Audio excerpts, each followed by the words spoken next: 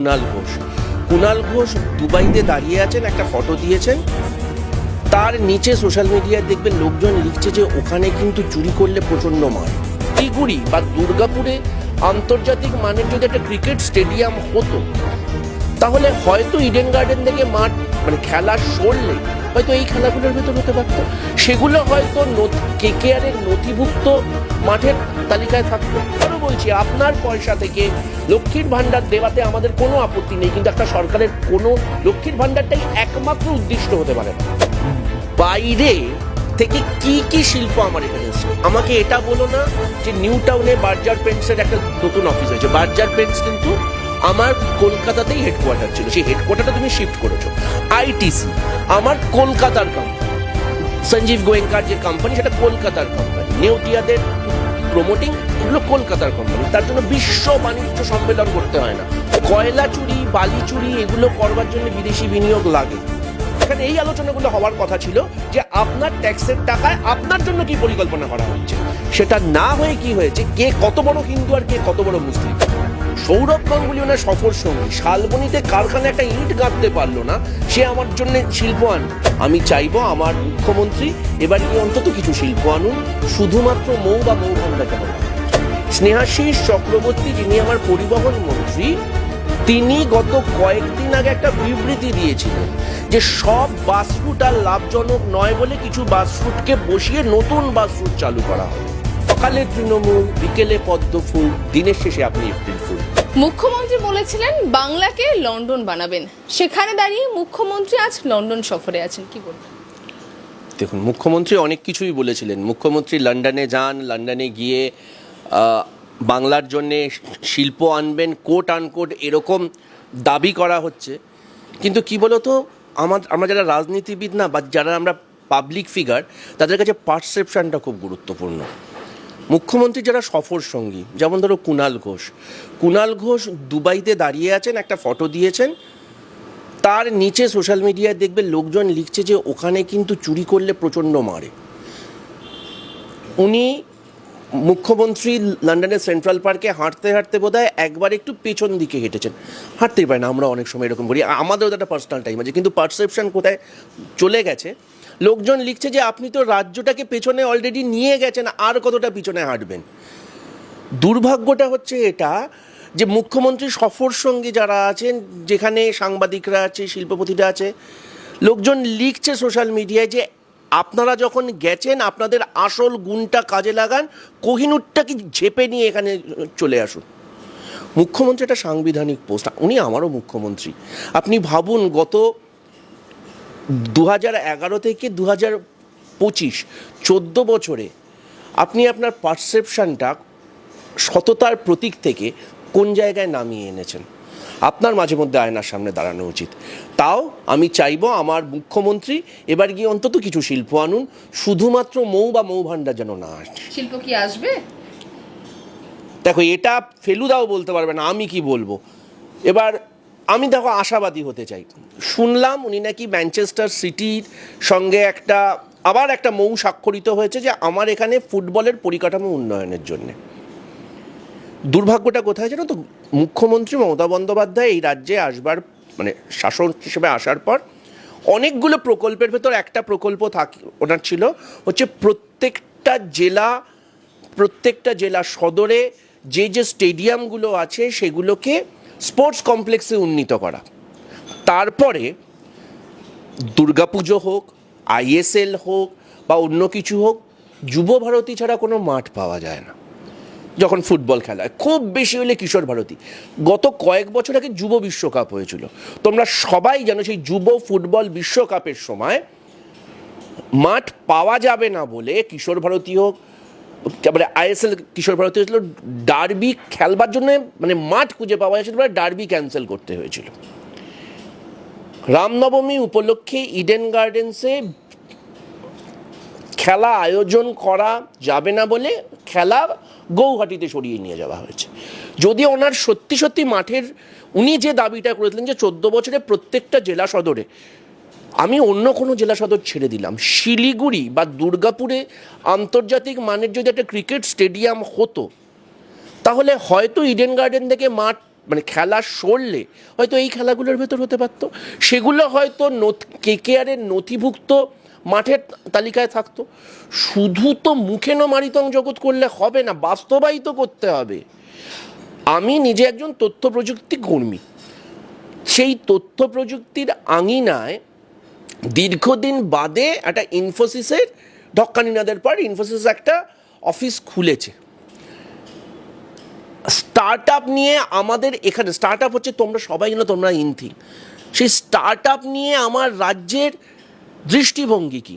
রেবন্ত রেড্ডি, তেলেঙ্গানার যিনি মুখ্যমন্ত্রী, আমাদের কংগ্রেসের বলে বলছি না, উনি যখন দাভোসে গেছিলেন, উনি সেখান থেকে বিনিয়োগ নিয়ে এসেছিলেন। তার নথি রয়েছে, কর্ণাটকে হচ্ছে, কর্ণাটকেও আমাদের সরকার। তোমরা নিজের একটা স্টার্ট আপের অঙ্গ, একটা নিউজ পোর্টাল স্টার্ট আপ, তোমাদের জন্য কেন্দ্রীয় সরকার তো কিছু করেই না, বাদ দাও স্টার্ট আপ যে কী, ঈশ্বর জানে যে সেটা, সেই স্টার্ট আপ নীতিতে তোমরা কতটা সুরাহা পাও একমাত্র তোমরা বলতে পারবে। আমি অন্তত তোমাদের, যেহেতু এতদিন দীর্ঘদিন তোমাদের সঙ্গে আমরা সংযুক্ত, তোমরা কোনো সুরাহা পাও বলে আমি অন্তত জানি না। রাজ্য সরকারও তোমাদের কোনো সুরাহা দেয়? উত্তর না। এই যদি আমার দৃষ্টিভঙ্গে লন্ডনে গিয়ে ওই দৌড়োদৌড়িই হবে, সেন্ট্রাল পার্কে হবে, কুণাল ঘোষের ছবিই হবে, বা সংবাদপত্রের যেগুলো, এগুলোকে আমি পেড নিউজই বলবো, সংবাদপত্রের সাংবাদিককে রাজ্যের পয়সায় তুমি সফরসঙ্গী করেছো, তাদেরকে ভালো ভালো কথা লিখতেই হবে। তা ওই মানে সংবাদপত্র তো এখন সব পেড নিউজ, ওখানে গিয়ে রাজ্যের ভাবমূর্তি নাকি উন্নয়ন করছে, কিছু বলার নেই। আর সৌরভ গাঙ্গুলি ওনার সফরসঙ্গী, শালবনীতে কারখানায় একটা ইঁট গাঁথতে পারলো না, সে আমার জন্য শিল্প আনবে। মানে ছাগল দিয়ে মাছ চাষ হচ্ছে, সব কিছু একটা লিমিট আছে। মুখ্যমন্ত্রী তো সেখানে এটাও দাবি করেছেন যে লন্ডন টু কলকাতা সরাসরি যোগাযোগ ব্যবস্থা চালু হোক আবার, এটা নিয়ে কি বলবেন? দেখো, লন্ডন থেকে কলকাতার একটা সময় ব্রিটিশ এয়ারওয়েজ ছিল, লন্ডন থেকে কলকাতার লুফথানসা ছিল, শুধুমাত্র লন্ডন বলবো না, বৃহত্তর ইউরোপ। আমি যেহেতু তোমরা জানো যে তথ্য প্রযুক্তিবিদ হিসেবে আমাদেরকে বিভিন্ন সময় বিভিন্ন দেশে কাজ করতে যেতে হয়। মুখ্যমন্ত্রীর দাবিটা খুব সঙ্গত যে এখান থেকে লন্ডন যেতে এখন যেহেতু হয় ভায়া দিল্লি বা ভায়া দুবাই বা ভায়া মানে এমিরেটস, মানে যে ফ্লাইট ক্যারিয়ার আছে তাদের বেস লোকেশনের ভিত্তিতে, মানে তুমি যদি এয়ার ইন্ডিয়ায় যাও তাহলে দিল্লি হয়ে যেতে হবে, তুমি যদি এমিরেটস বা কাতারে যাও তাহলে দোহা বা দুবাই হয়ে যেতে হবে। তো তাদের বেস লোকেশনের ভিত্তিতে ট্রানজিটটা প্ল্যান করা হয়। সেটা যদি সরাসরি বিমান চালু করা যায় তাহলে লন্ডন হয়তো 8 ঘন্টায় আমরা এখান থেকে পৌঁছে যাব। অত্যন্ত সাধু প্রস্তাব। কিন্তু ব্রিটিশ এয়ারওয়েজ বলো বা ফর দ্যাট ম্যাটার যে কোনো বিমান সংস্থা বা যে কোনো সংস্থা কোনো রুট চালায় লাভের ভিত্তিতে। এখান থেকে কবে কে ঘুরতে যাবে তার ভিত্তিতে সপ্তাহে 2 দিন, সপ্তাহে 3 দিন বিমান চালানো যায় না। মুখ্যমন্ত্রীর বোঝবার সুবিধার জন্য বা তৃণমূল কংগ্রেসের বোঝবার সুবিধার জন্যে স্নেহাশিস চক্রবর্তী, যিনি আমার পরিবহন মন্ত্রী, তিনি গত কয়েকদিন আগে একটা বিবৃতি দিয়েছিলেন যে সব বাস রুট আর লাভজনক নয় বলে কিছু বাস রুটকে বসিয়ে নতুন বাস রুট চালু করা হবে।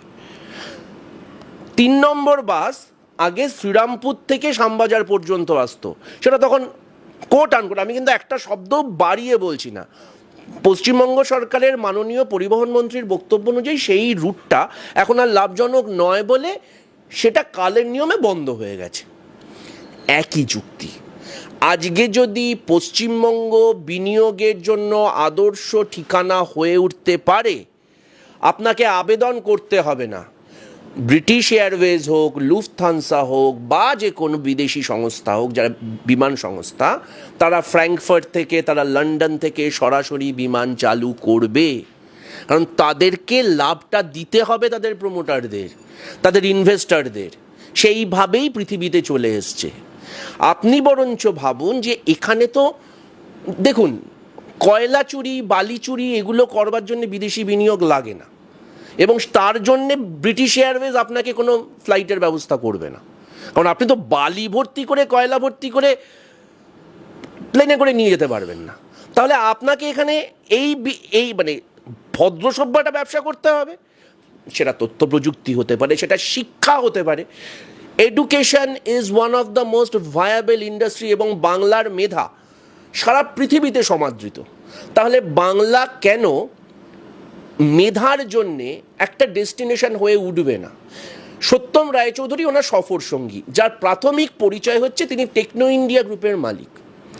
সেই টেকনো ইন্ডিয়া গ্রুপের গত কয়েক বছরে প্লেসমেন্টের কি তথ্য, একাধিক ইউনিভার্সিটি ওনারা তৈরি করেছেন। সেই ইউনিভার্সিটির হোয়াইট পেপারের সংখ্যা কত, রিসার্চ পেপারের সংখ্যা কত, কতগুলো পেটেন্টের আবেদন করেছে। একটা ইউনিভার্সিটির যখন আমি গুণগত মান বিচার করি, এগুলো হচ্ছে তার প্যারামিটার। এই প্রশ্নটা করতে হবে।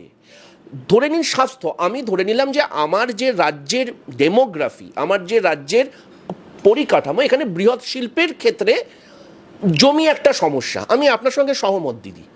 তাহলে আপনি পরিষেবা শিল্প ভাবুন। যে পরিষেবা শিল্পে ধরে নিন এই যে এখানে যে এসিজেডগুলো আছে, ইউনিটেক বলুন, ইকোস্পেস বলুন, এগুলো, সেখানে একটা 40 একরে 20,000 লোকের কর্মসংস্থান হয়। এগুলো আপনার পরিকাঠামো, মানে আপনার পরিসংখ্যান। তাহলে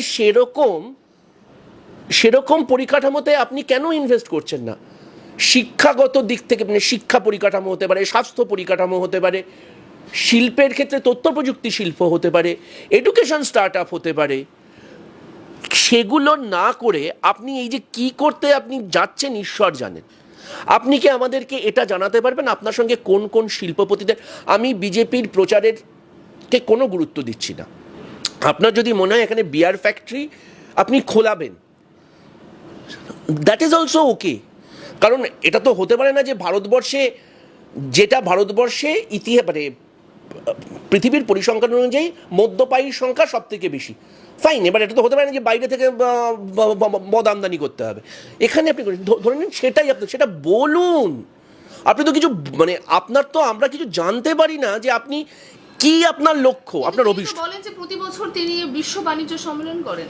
বিশ্ব বাণিজ্য সম্মেলন হচ্ছে অনেকটা বিজয়া সম্মেলনীর মতো, যে বিজয়া সম্মেলনীতে গিয়ে আমরা একটু আধটু মিষ্টি টিষ্টি খাই, গান বাজনা করি টরি, এইটা ওনার সেই বার্ষিক ইভেন্ট। তোমাকে তো বলতে হবে বিনিয়োগ। আচ্ছা, গত 14 বছর হয়েছে, গত 14 বছরে তোমরা সাংবাদিক, তোমরা রাস্তায় ঘুরে বেড়াও, তুমি সাংবাদিকতা ছেড়ে দাও, তুমি একজন যুব সমাজের প্রতিনিধি, তুমি রাস্তায় বেরো। ইনফোসিস এখন বিপ্রো তৈরি হচ্ছে। এটা বাদ দিয়ে বাইরে থেকে কি কি শিল্প আমার এখানে এসছে? আমাকে এটা বলো না যে নিউ টাউনে বার্জার পেন্টসের একটা নতুন অফিস হয়েছে। বার্জার পেন্টস কিন্তু আমার কলকাতাতেই হেডকোয়ার্টার ছিল, সেই হেডকোয়ার্টারটা তুমি শিফট করেছো। আইটিসি আমার কলকাতার কোম্পানি, সঞ্জীব গোয়েঙ্কার যে কোম্পানি সেটা কলকাতার কোম্পানি, নেউটিয়াদের প্রমোটিং, এগুলো কলকাতার কোম্পানি। তার জন্য বিশ্ব বাণিজ্য সম্মেলন করতে হয় না, কলকাতা বাণিজ্য সম্মেলন করলেই চলে। তোমার তো বলতে হবে তুমি বাইরে থেকে কি বিনিয়োগ আনছো, সেই বিনিয়োগের জন্য আমার কত কর্মসংস্থান হচ্ছে। এবার সেগুলো তো মহাশূন্যে হচ্ছে না, সেগুলো নিশ্চয়ই আমার কোথাও কোনো ভূখণ্ডে হচ্ছে। সেটা কল্যাণী হতে পারে, সেটা কল্যাণী মোহনপুর হাইওয়ে হতে পারে, সেটা কাঁকিনাড়া হতে পারে, সেটা আন্দুল হতে পারে, সেটা খড়গপুর হতে পারে। যেখানেই হোক না কেন তুমি তার নথিটা দাও যে হ্যাঁ গত 14 বছরে ইয়ার অন ইয়ার আমার ইনভেস্টমেন্ট হয়েছে এক্স অ্যামাউন্ট, ইয়ার অন ইয়ার আমার এমপ্লয়মেন্ট হয়েছে এক্স সংখ্যা, এবং এই তার নথি। বাইরে থেকে এত লোক এসছে, আমাকে তো বলতে হবে যে আমি এটা ম্যানুফ্যাকচার করছি বা সার্ভিস দিচ্ছি। দু ধরনের শিল্প হয় সেটা ম্যানুফ্যাকচারিং ইন্ডাস্ট্রি অথবা সার্ভিস ইন্ডাস্ট্রি।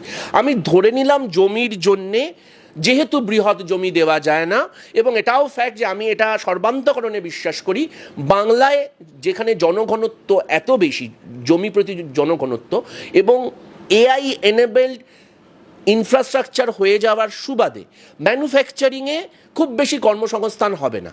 যেমন ধরো টেসলা ভারতবর্ষে আসছে বলে আমরা শুনছি, আমি তোমাকে 10 টাকা স্ট্যাম্প পেপারে লিখে দিতে পারি টেসলা এলেও শুধুমাত্র ফ্রন্ট ডেস্কে কিছু সেলসের ছেলে ছাড়া খুব বেশি কর্মসংস্থান হবে না। কারণ টেসলা যে শিল্পটা তুলছে সেই শিল্পটা এআই এনেবেলড বা খুব highly sophisticated computer enabled industry হবে যদি ম্যানুফ্যাকচারিং ইউনিট এখানে শিফট হয়। তাহলে বিকল্পটা কি? তোমার এখানে যে 11 কোটি বাঙালির তুমি মুখ্যমন্ত্রী, তোমাকে 11 কোটি মানুষ ভোট দেয় না, কিন্তু তুমি তো 11 কোটি বাঙালির মুখ্যমন্ত্রী।